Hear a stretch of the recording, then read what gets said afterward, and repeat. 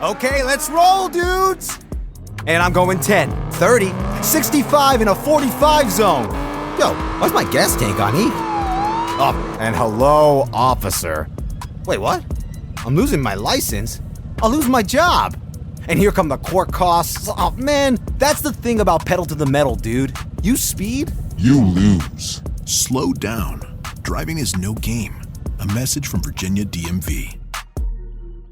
Welcome to Talking Mopars episode number 8. On today's show, we're going to close out 2019 talking Project Car of the Week, listener stories, and I'm finally going to talk about my other Mopar project, a 1976 Dodge D100 pickup truck, right here on the best Mopar enthusiast-driven podcast on planet Earth. And I am your host, Chris Albrecht, better known as the Mopar Hunter, and this is Talking Mopars.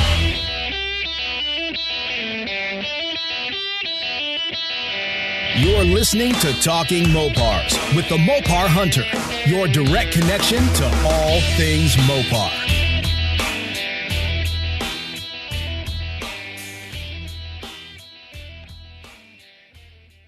Here we are, folks, the last episode of Talking Mopars for the year. 2020 is upon us, and what can we expect?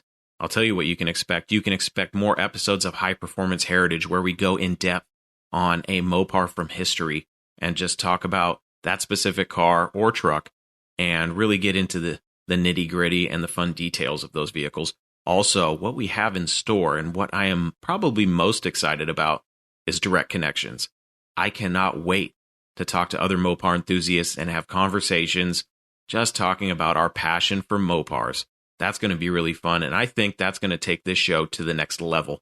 And the best part is, we've only just begun.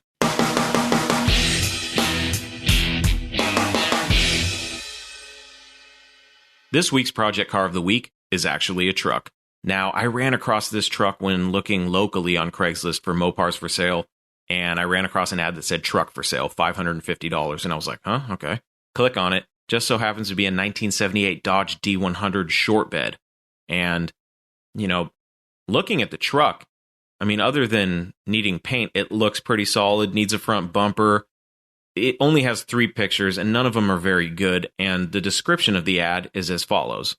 1978 Dodge D100, $550 or best offer. The only other information we have from this ad is obtained from the sidebar. The sidebar is a good place to get extra information that was not placed in the description of the ad. So in this particular case, the seller gives us a little bit more. So all the extra information is as follows. Condition, seller puts good. Cylinders, 8. So it's a V8. Drive, it's rear-wheel drive. So here's an interesting tidbit of information for Dodge trucks. If you see a D in front of the number, like in this case, it's a D100, that designates this truck as a 2-wheel drive. If you see a W in front of the number, then that means 4-wheel drive. Moving on.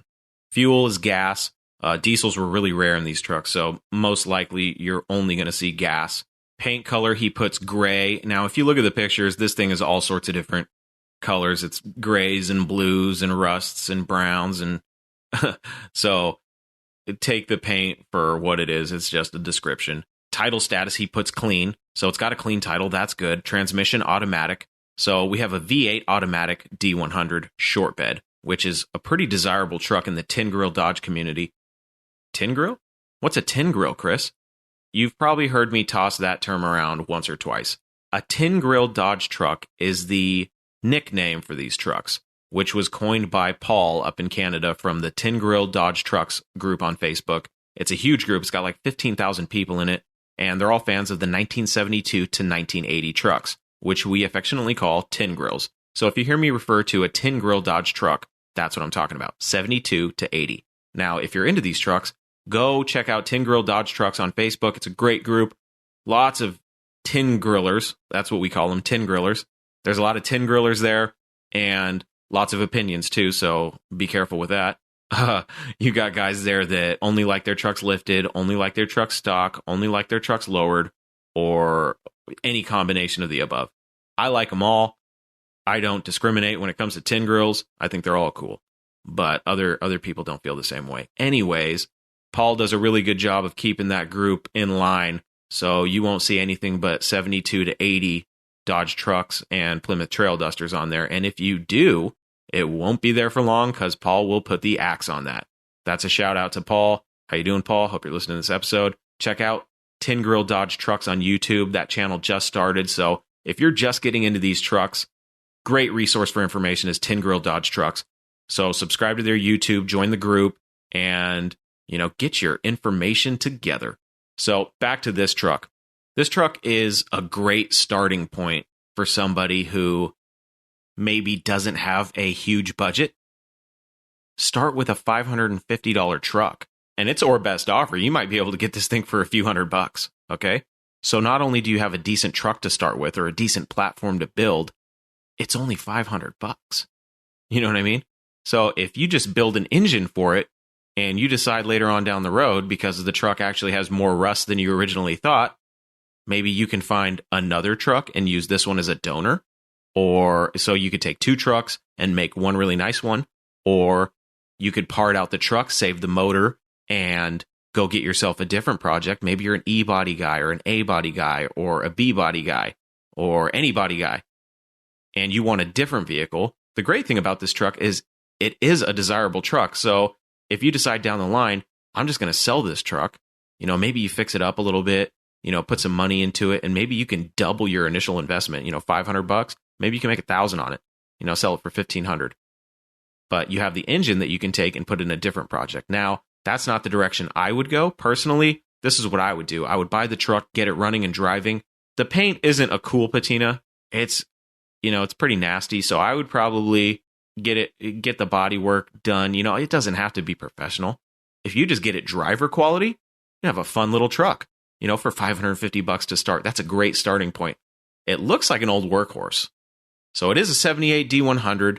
It does look pretty solid from the pictures. A lot of these trucks, you can look at the cab corners and the rocker, the bottom portions of the truck, like on the fenders and on the bed, and you can usually see rot right away. Another place that I've seen these trucks like to rot is right on that top roof line at the top of the windshield. I've seen them rot out there a lot. But this thing looks really solid.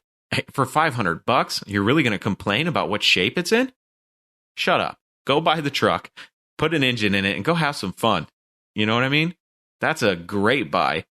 So this truck is posted on Facebook right now, on the Mopar Hunter page. So if you like project cars and you want to see more cars and trucks like this, follow me on Facebook at the Mopar Hunter. If you're looking for a cheap entry into the world of Mopar as far as projects go, I think this truck is an excellent candidate, and it's the cheapest project car of the week we've had ever. So that's got to say something.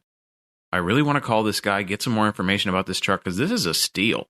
I'm just looking at it and I'm thinking to myself, $500. It's got $500 worth of parts on it. This truck is a great deal. Someone needs to buy this truck today. $550 or best offer.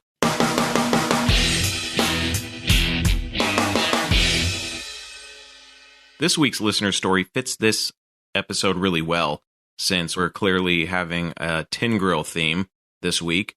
The project truck was legitimately unintentional. It just happened to be the best project vehicle that I found for the right price. But I did intend to tell this story as well as the story of my D100. So this week's listener story was submitted by a gentleman named Kyle, and he's a college student, and he just so happens to have a tin grill of his own. So let's get into Kyle's story. Hello, Mr. Mopar Hunter. My name is Kyle, and I'm a junior in college this year in Wisconsin. Many of my relatives have new and classic Mopars, and I always wanted a project of my own. Last year, I purchased a 1973 D100 stepside from an older gentleman who bought it only a few years old. It had been sitting in his shed for 13 years when he decided to have his son posted on Craigslist. When I reached out to him in the dead of winter last year, he said we could wait for spring and the truck would not be going anywhere. But I couldn't wait. We jumped in my friend's truck with a trailer in tow and made the 2-hour trek to purchase this truck. Upon arrival, it was a little rougher than the seller had led me to believe. The truck was repainted in the mid-1990s, and it wasn't holding up very well. But looking through the chipped and flaking paint, I could see the potential. Although the engine was not running, it did turn over with jumper cables. I heard the distinct sound of a classic Mopar starter, and I knew I'd be taking it home. After a little negotiating, I handed the seller $1,000, and we pushed it onto the trailer. With a few months of time and a little bit of money, I had the truck running for summer. My friends and I cruised it around all summer and fall, and I even drove it across the state to a buddy's cabin. I put a 4-barrel intake and carb, mild cam, and some long tube headers on it to help wake up the 318.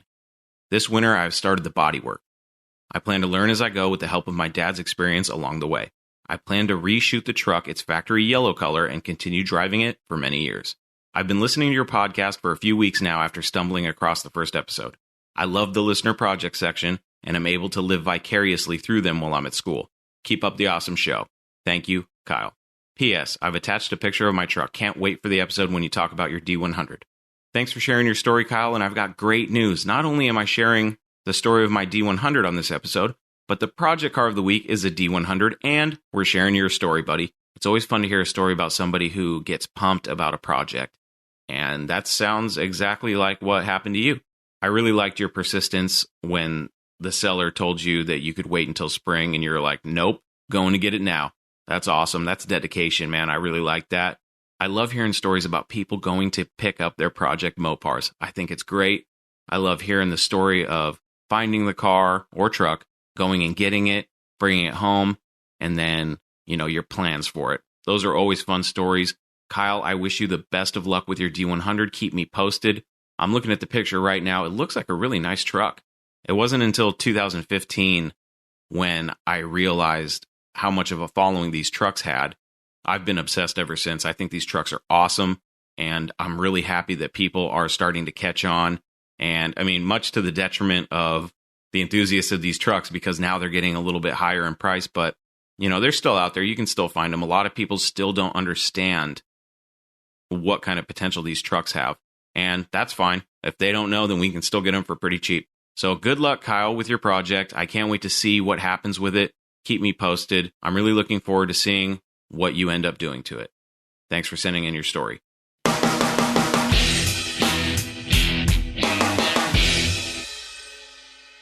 I've mentioned on this podcast that in addition to my project car, Dart, I also have a project truck, a 76 Dodge D100.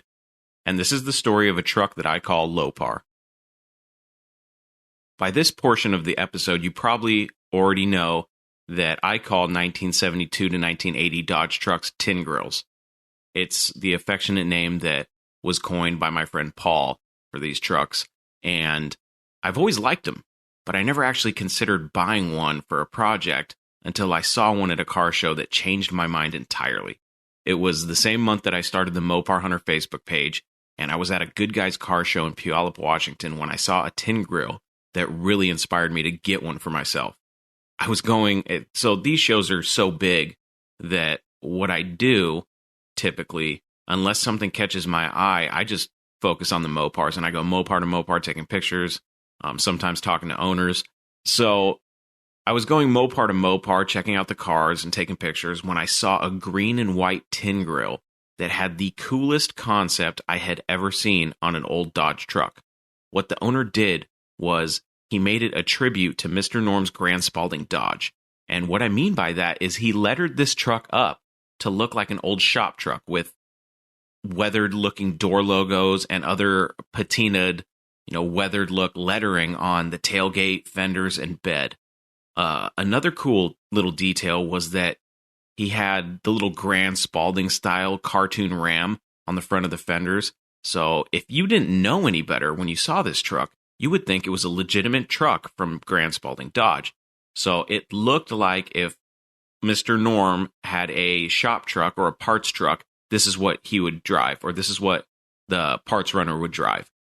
So for me, being a big fan of Mr. Norm and his work, I was absolutely blown away by this truck. It was so cool.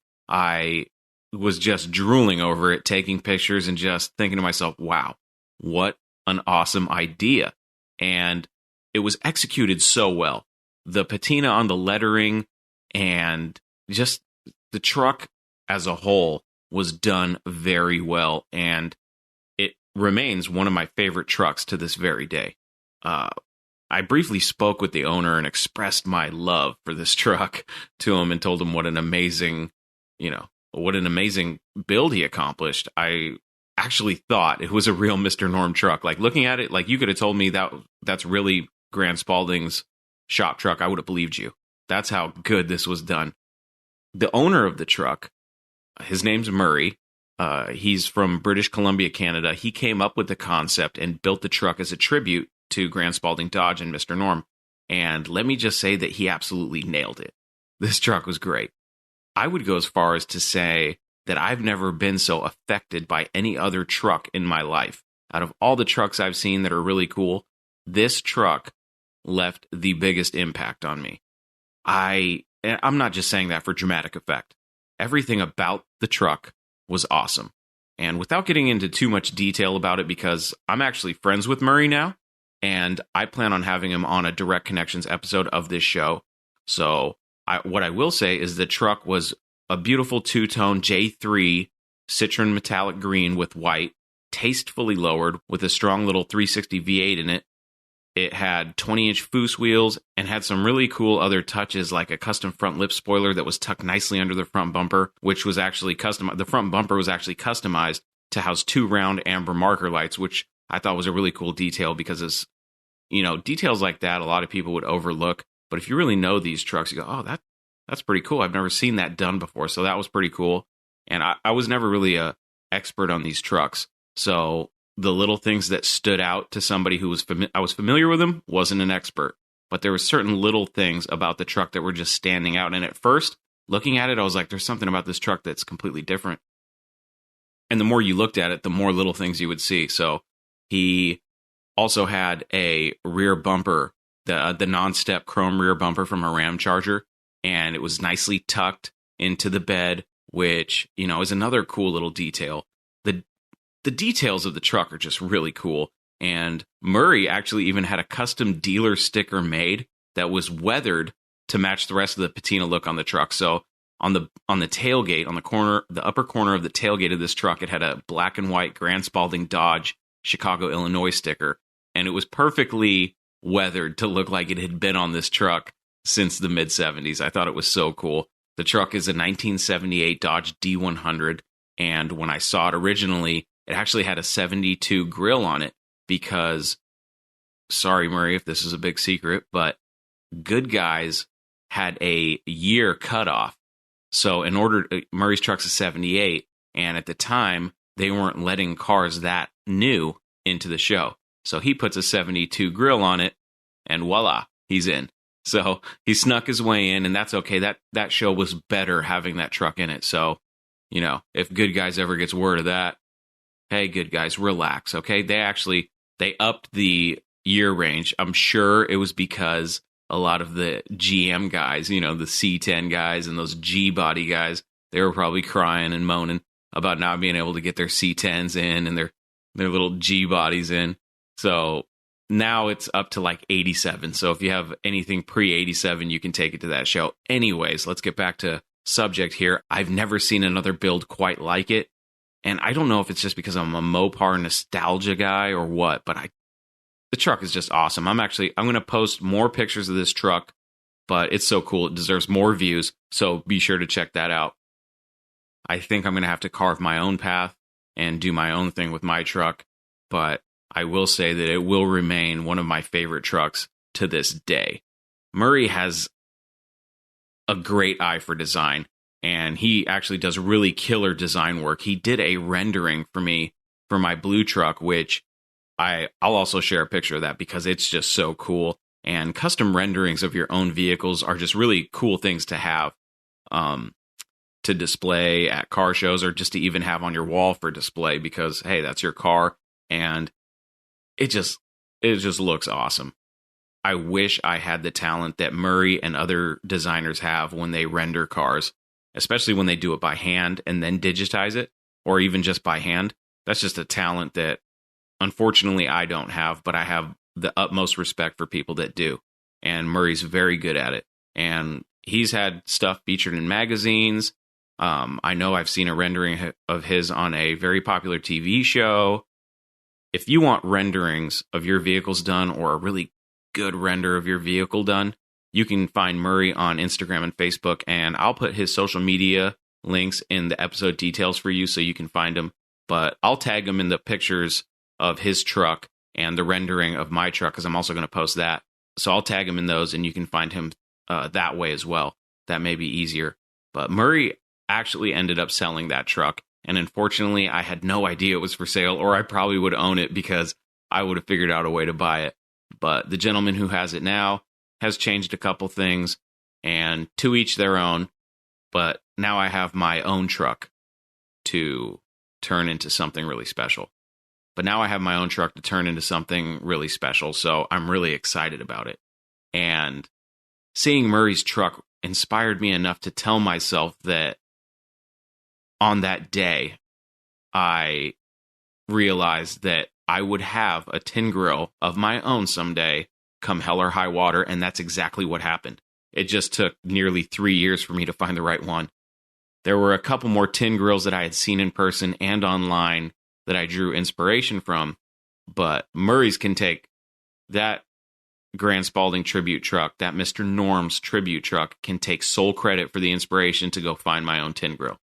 The search was actually really tough because, unlike other trucks, the production numbers on these Dodge trucks were far less than that of the other two of the big three, so Fords and Chevys. Ugh.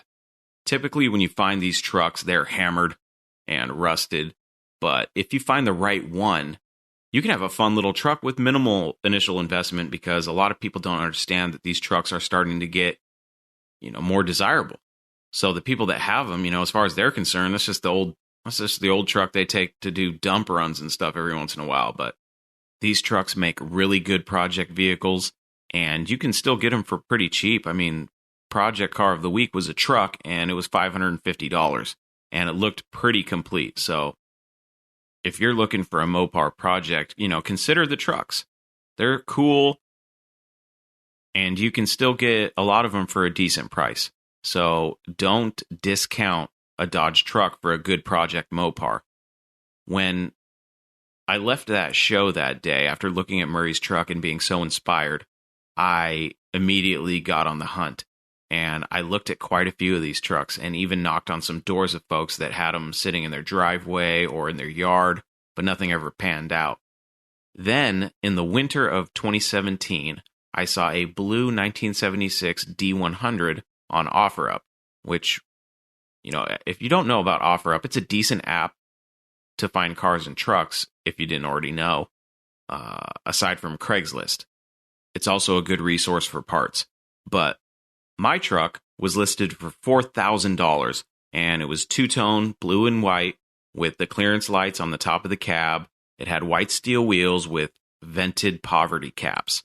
It also had a slant 6 and a 904 torque flight automatic, and it was slammed to the ground.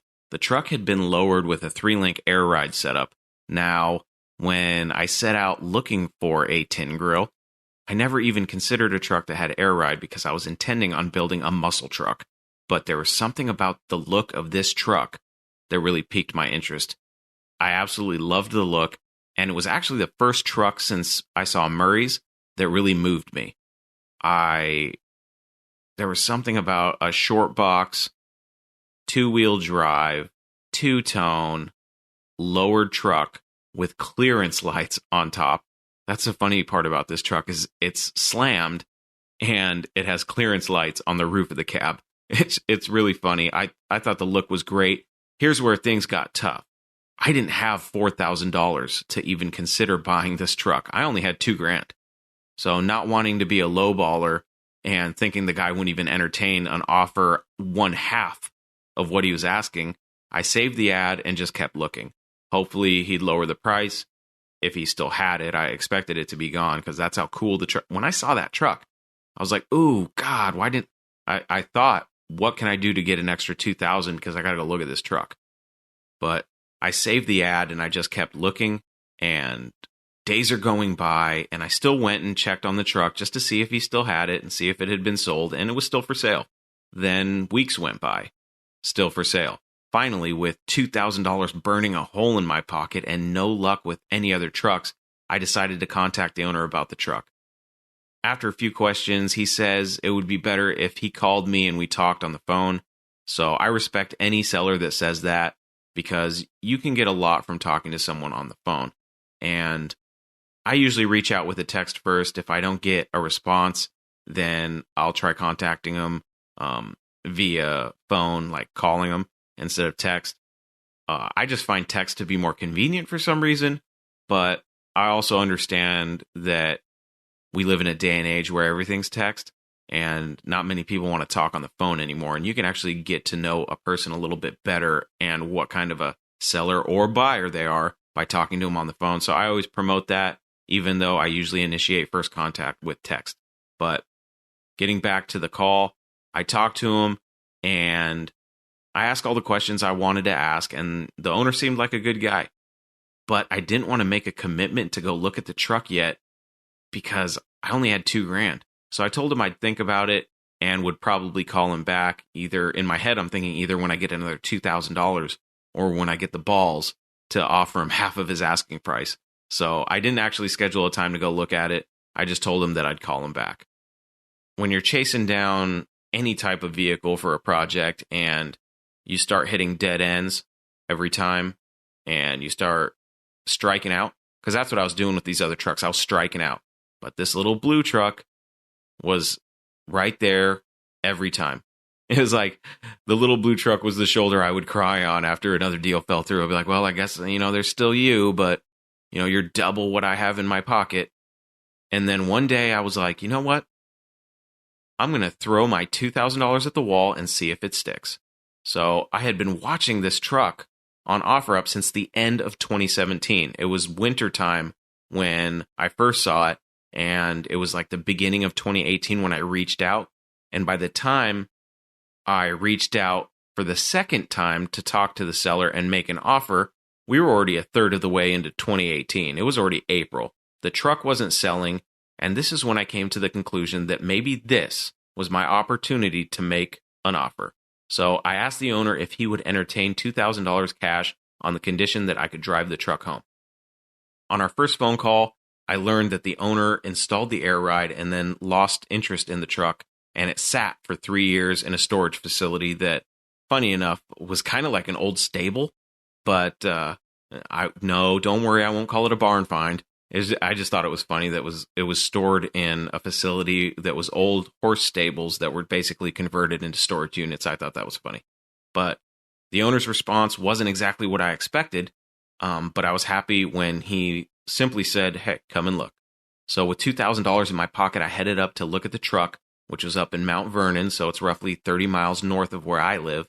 And the whole drive, I was thinking to myself that 3 years wasn't that long. It was sitting for 3 years, but it was a slant 6. There's absolutely no way the truck wouldn't run. That's what in my head, because I'm thinking, it wasn't stored outside. It was running when it parked. They always say that. But I was taking him on his word. And when I got there, I got out of the truck, met the guy. He opens the door, the barn door, and there's the truck. And as soon as I saw it, I knew that truck was going to be mine. So the exact opposite feeling I got when I looked at the $500 truck, I had when I looked at this blue truck. I looked at it and I said, oh yeah, it's everything that it was in the pictures. And looking at it, it was exactly the way he had described. I asked him about the rust. He said, it's got surface rust here and there, and the driver floor pan is pretty bad. So I saw that and I was like, okay, yeah, it can be patched. No big deal. Just some simple patches would take care of that. And, I'm just pumped. I'm looking at this truck and I have that, okay, no matter what happens, I'm buying this thing. I had that attitude. So I was already doomed. I was already doomed when I saw it. But I got there knowing I was going to buy it. And after looking at it and saying that I'd take it if I could drive it away, the owner went home, got the title, because I'm pretty sure that he thought I was just a tire kicker and wasn't actually going to buy it. So he left the title at home. I went to the store. I went to get some coolant, a battery, and a hose clamp for a leaky fuel line. And we ended up, firing the truck up after a few tries. And the air ride still worked. But by the time I bought this truck, the air ride system that was installed was basically antiquated. It was already a few years old, and with car parts and stuff, especially with like custom stuff like air ride suspension, the technology improves every year. So this was like the cheapest stuff you could get at the time that the truck was put on air ride. So fast forward a few years and everything's changed. So I was looking at the air ride system and I'm like, okay, all this has to go. This all has to be updated. But the look of the truck is what I was buying. I wanted the blue truck with the clearance lights, with, the two-tone, blue and white, with steel wheels, with the vented poverty caps. I just thought it had the right look for exactly what I was looking for. So I knew it was mine. We got it started. We got the air ride working. We pull it out of the barn. Oh, up there, I did it. I called it a barn. We pull it out of the storage, and the truck ran, but you could tell it was pretty tired. And we pulled it out into the sunlight for the first time in 3 years, and it was idling on its own. So I looked him dead in the eye and said, all right, let's do this paperwork. And I handed over the cash, and we did the paperwork thing, and I was ready to go. I was driving this sucker home. It was coming home with me. I didn't even leave the property before the previous owner texted me. Like, when everything was signed and I was taking off, like, I guess he texted me before I even left the driveway, and I didn't even care. I was home. I was going home and with this truck. And I wish I had seen his text, because what the text said was, hey, lift the rear. You see, when we exited the driveway, my wife went in front of me, and I was exiting to basically, she was stopping when she got out onto the road, and I was going to pull in front of her. And when I did, I kind of, the slant six was a little tired, and this was a little bit of an incline, so I kind of hit the throttle a little bit, getting used to the truck. And as I came up onto the road, that little incline, I guess the air ride, so I wanted to be cool. Okay, so when I left, I kept it low, not all the way slammed, but I kept it low. And the problem was I had the rear too low. So the previous owner was like, lift the rear. And I didn't even know he texted me. And as soon as I got up and out, I heard bam. And I was like, oh God, what was that? So I was on the street and driving my new pride and joy. I was ecstatic, but I was a little worried at what that bang was. But I thought, I'll figure it out later. I'm stoked right now. I mean, after all, here I am adding a tin grill to my very tiny Mopar collection, which was now at 2 classic Mopars strong. So the truck was going to look great next to my Dart. It was going to look amazing if I could actually make it home. I remember the owner telling me a couple of things that I probably should have paid a little bit more attention to after we got the truck running. But I was so happy that I found a truck and that I was driving it home, that what he was telling me was kind of going in one ear and out the other, which was bad. Stupid move on my part. So he told me that the truck didn't like the freeway and something about the wrong gears in the rear, and the center link of the air suspension was welded to the cross member, and apparently it was going to break at some point. It was only a matter of time. Like I said, in one ear, out the other. I'm like, I'm going to address all that stuff anyway. No big deal. I'll get this thing home and we'll get a closer look at it, because I just knew that, when you see a vehicle that you want, if you're taking it home. At least I do. It was the same feeling I got with my Dart, same feeling I got with this truck. I just knew they were coming home with me. These thoughts immediately entered my mind as I drove away. These thoughts of, oh yeah, what did he say about that? Oh yeah, that's right. Ooh, so I can't take the freeway. And gosh, I hope that third link, that center link on the suspension doesn't break as I'm driving this thing home. And then, I'm driving this thing. And another thing I noticed really quick was that this 40-plus-year-old truck had very sloppy steering. And the brakes were not very good. I really should have tested those before I drove this thing on the road. That's exactly what I thought. And I was like, oh man, I'm a really excited idiot. And I didn't check those brakes, and now I'm in too deep and committed to the drive home. The first time I hit the brake, I was coming into this corner, and where I got this truck was out in like farm country. So it's nice, smooth turns in the road. and my wife's behind me, and she doesn't know what's transpiring inside the cab of this truck. Me, all my nether regions are clenched really tight because I was really worried at this point. I was like, okay, so the steering is really sloppy. We're going into a corner, and the brakes are not very good.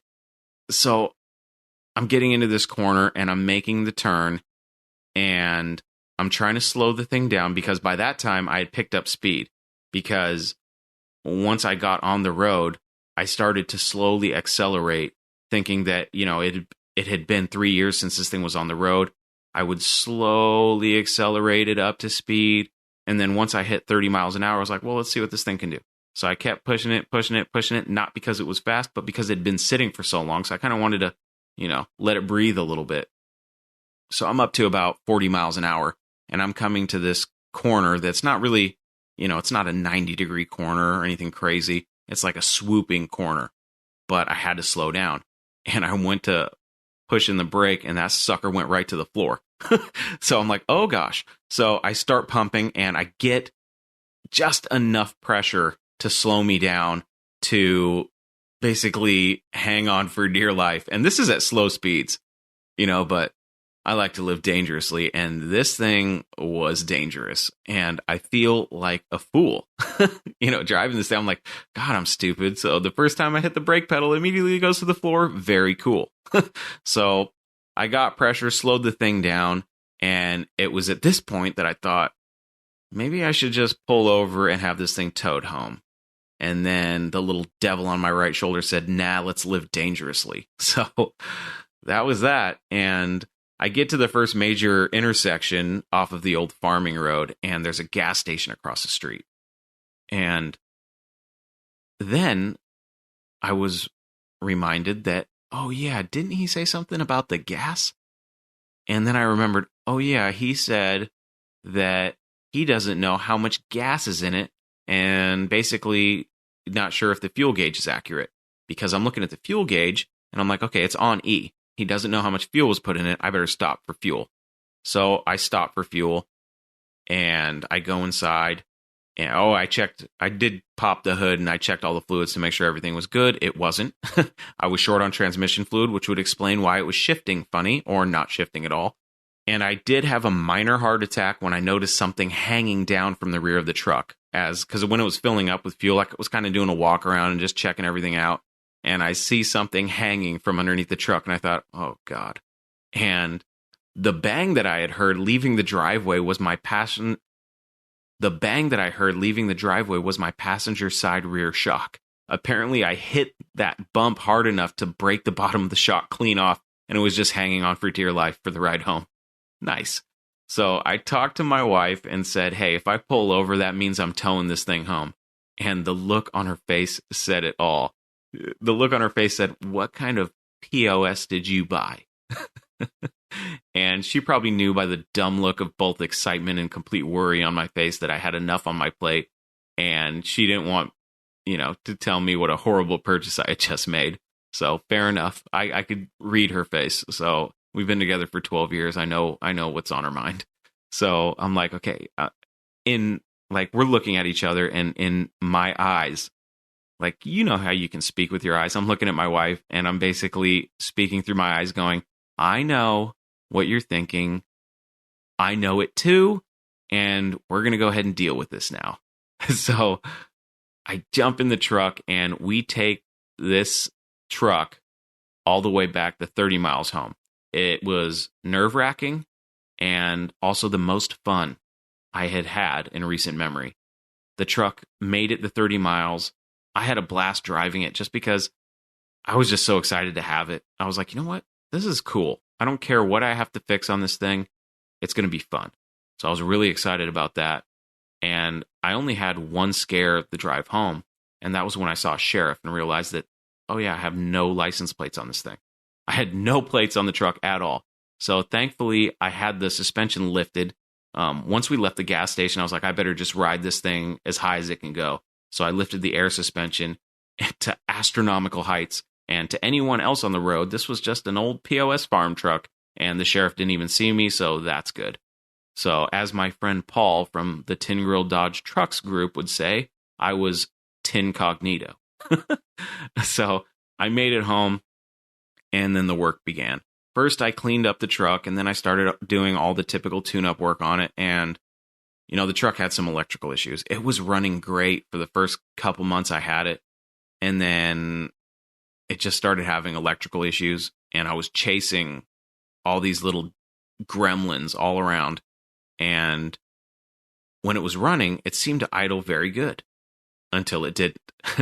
To make a long story a little bit shorter, the truck now has a tune-up, a new carb, and is currently undergoing a full rewire, which is taking a lot, and I do mean a lot longer than I had originally thought it would, mostly because I've been distracted lately. We just had a new baby back in June, and I have other Mopar-related projects like this podcast, so my time is limited, but I really need to get back out and work on that truck. So right now the truck is down, but not out for the count. My current plans are to get the truck running right and get all the electrical sorted out, and then address the air ride setup, which needs to be completely modernized and set up differently. So I'm going to be doing that. I also picked up a Gen 3 5.7 Hemi out of an 06 Charger for $100, which is complete. I have the full wiring harness. I got everything for it. The engine blew a head gasket. So that's the only thing that's wrong with it. So I'm going to do a rebuild on that. I want the Hemi under the hood. Being kind of a patinaed truck with a modern Hemi under the hood on air ride, I think that'll be fun. Nothing crazy, just something fun for me to drive because I want this to be my daily driver. A little rust repair here and there, and I'm going to drive this thing till the wheels fall off. I was so inspired by Murray's Grand Spalding tribute truck that I decided when I finally got one of these trucks that I would make it look like an old shop truck with, the weathered lettering similar to Murray's, only mine wouldn't be a Mr. Norm tribute. It was going to be a tribute to the Mopar Hunter. But as time went on, I started this podcast, and I've come to the realization that this truck will now be the promotional vehicle for the best Mopar enthusiast-driven podcast on planet Earth, Talking Mopars. So that's the plan for the truck. It's going to be the promo vehicle for Talking Mopars. And that does it for this episode, my friends. I'll see you next year, right here. Have a fun and safe new year, and we'll talk again in 2020. I am your host, Chris Albrecht, and that was Talking Mopars.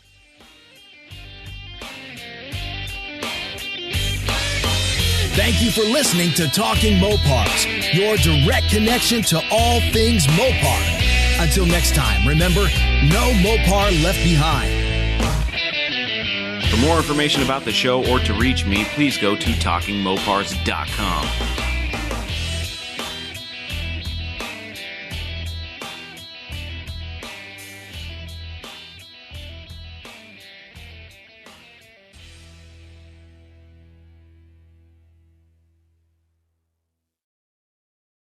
We made USAA insurance for veterans like James. When he found out how much USAA was helping members save, he said, "It's time to switch." "We'll help you find the right coverage at the right price." USAA. What you're made of, we're made for. Restrictions apply.